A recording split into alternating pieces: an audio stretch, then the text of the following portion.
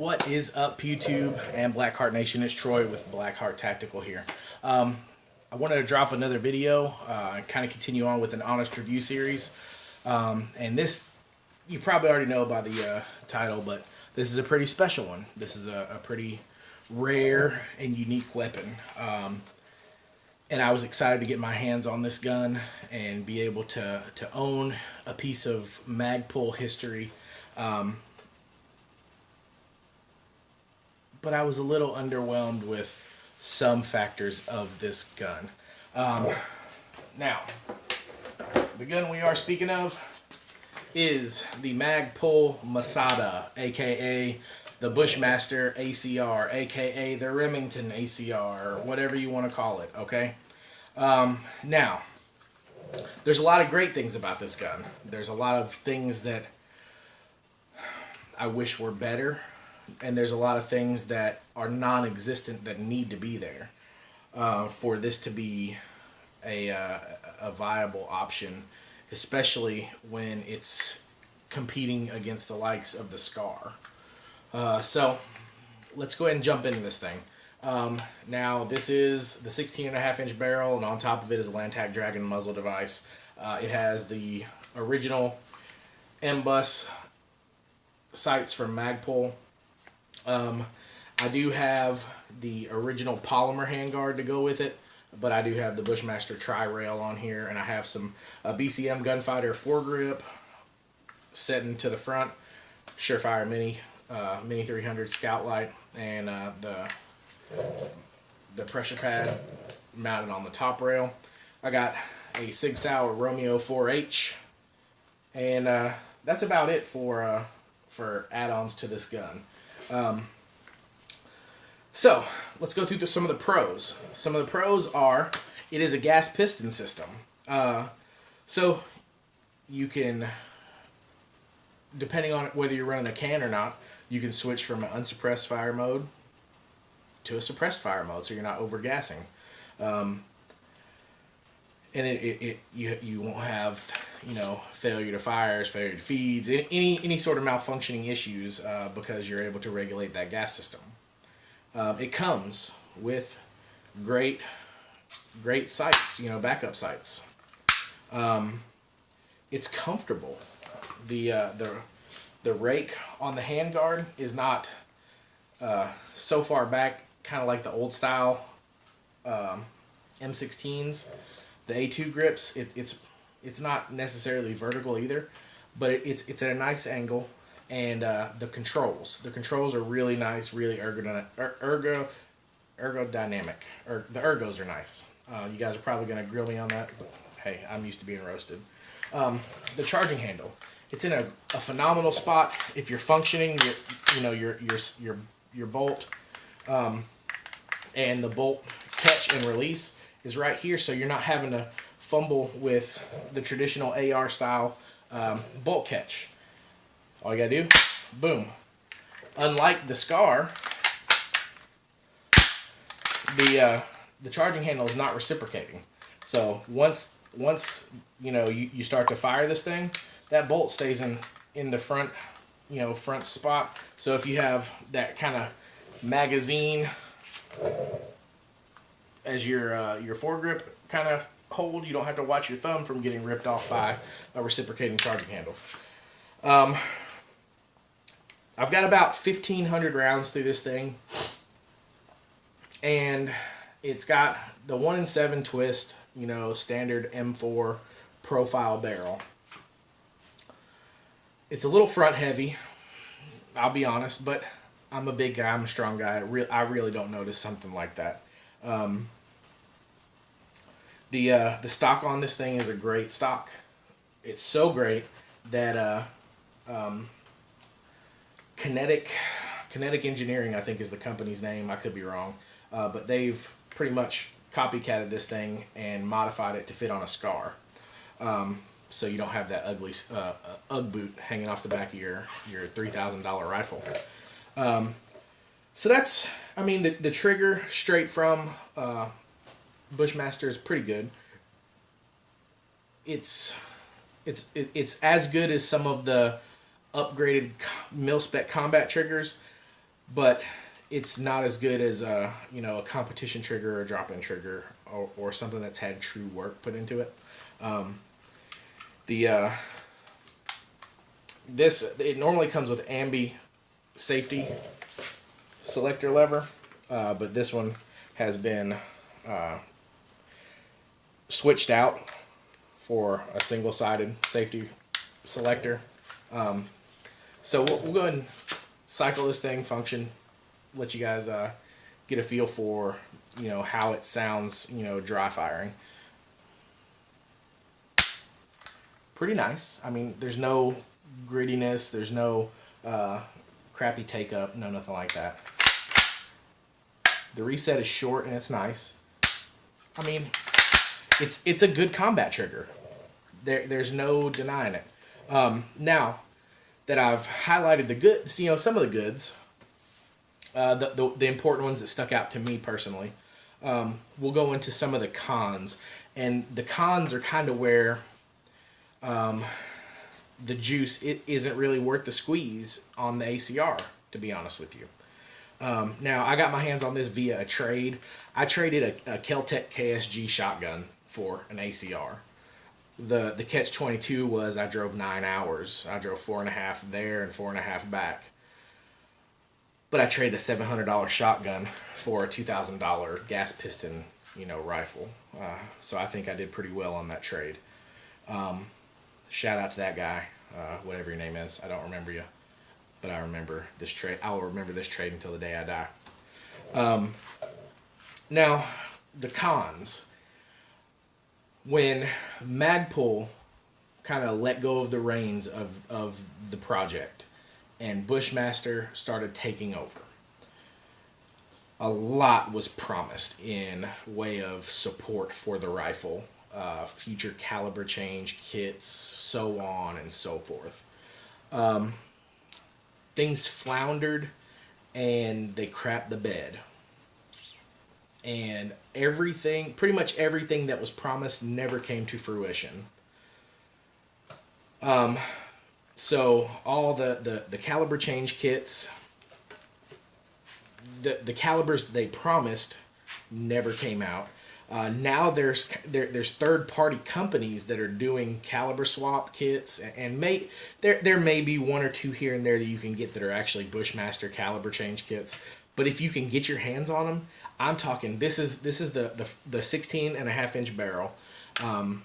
To get to replace if I warped this barrel, if I did something and just absolutely screwed the barrel and gas system on this gun up to replace it for a factory 16.5-inch barrel with gas system, $599 is about the price range you're looking at to replace that. And you're looking in that same price range for caliber swap kits. The design is a great design. It was very forward thinking, 10 or 11 years ago when this gun was initially designed. And a lot of good ideas were put into this gun. But a lot of those forward thinking ideas also kind of became a hindrance. Because it's pretty monolithic. The upper is one piece, and the lower is one piece. So, if I was out at a training, and for whatever reason, whether I was being careless, negligent, or if I fell during training and I broke the pistol grip off on this thing, I can't just simply go to BCM or any of your other manufacturers of aftermarket parts for ARs and unscrew the pistol grip screw, put a new one on, and continue training or whatever the case is. If I break this pistol grip, I have to buy an entire new lower or send it off to somebody who's good with machining and plastic welding. I don't even know if that's even a possibility to get another option added on to this so I don't have to replace an entire lower. The same with the trigger guard. It's a great shape. I put the BCM Gunfighter trigger guard on all of my rifles because I love the extra clearance you get and I love the shape of it. It breaks up that straight line kind of mil spec look.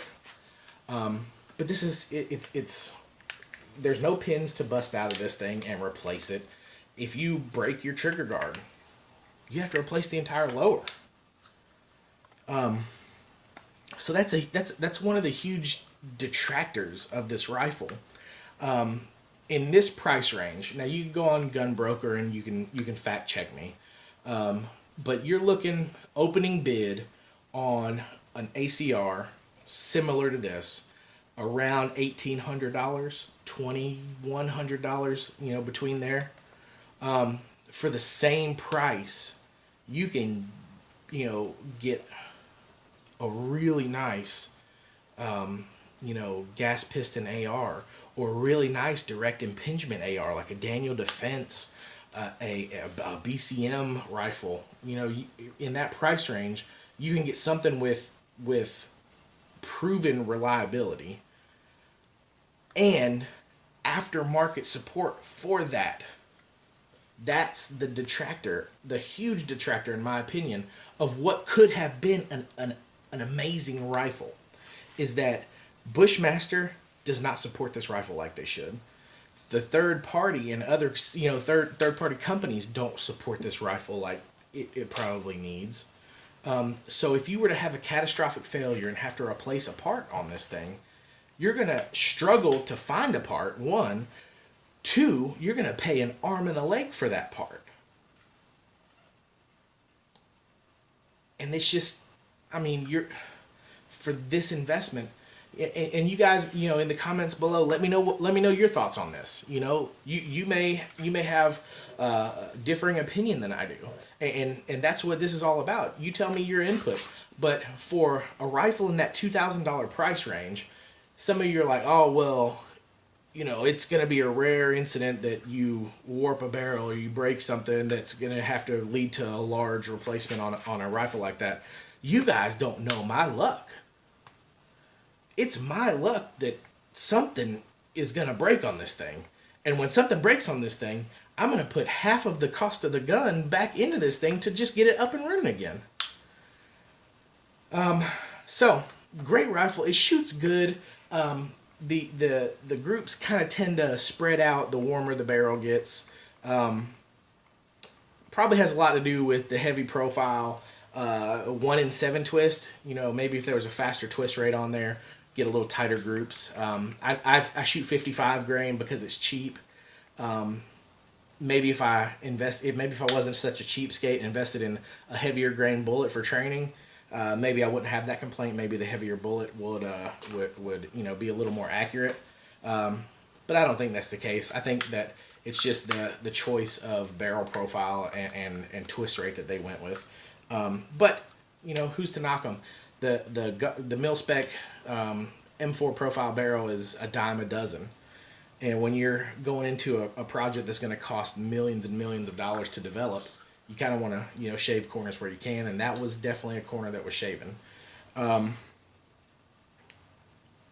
This rifle had the potential to be, bar none, a phenomenal gun. And to a certain extent, it is a pretty phenomenal weapon. It's definitely a conversation piece. It's an icebreaker. It's something that it's not very common. Not a lot of people have it. And it's cool. The cool factor is off the charts. Everybody in the 20 to 30, maybe even 40-year-old range has played with an ACR if they've played Call of Duty. So there's a cool factor. There's a lot of maybe a little bit of nostalgia connected to it, but in the price range that it's in, there are better options out there. Which is why I am unfortunately parting with this rifle tomorrow. So this is going to be no longer a part of the Blackheart Tactical inventory. I'm going to go with a pretty sweet traditional style AR, and I use the term traditional style a little loosely in that term. I'm not going to give the secret away because that's going to be a video for another day, but trust me, it's worth the trade. I turned a $700, $800 shotgun into an ACR, and I'm turning an ACR into something that's rare, limited edition, probably never going to be made again. And if I break apart on it, all I have to do is contact a company that built it, and they will support it until the day that they die. So, you guys, let me know what you want to see next. Let me know if there's a pistol you guys want me to cover, and if I don't have it but I have experience with it, would you like to see a video without a weapon? Would you like to just hear my opinion and hear me out on a weapon that I'm familiar with but I don't have? If it's a weapon that I do have, I'll definitely have that prop on hand. You guys let me know what you think in the comments below. I got a lot of negativity, but a lot of positivity on that last video about the SIG P365, and I appreciate everybody's opinion. That's what makes humanity great, right? Everybody has their own 2 cents, but some I'll be nice. So you guys let me know what you want to see, what you want to talk about. Let me know if you have any questions for me about me. You know, if you want to have a video of me rambling on just about me, which is pretty boring. But you know, if you guys have questions you want answered, maybe we can put together a Q&A video. You guys just let me know. This is a part of the community, the Blackheart Nation community. I want you guys to be just as involved as I am. So let's see what we can get started. I'm gonna go with the popular opinion. So if more people want to talk about, you know, gun A, then we're gonna go with gun A. If more people want to talk about gun B, we're gonna go with gun B. If more people want to talk about rainbows and unicorns, we'll talk about rainbows and unicorns. Why not? But you guys stay safe, stay vigilant. Blackheart out.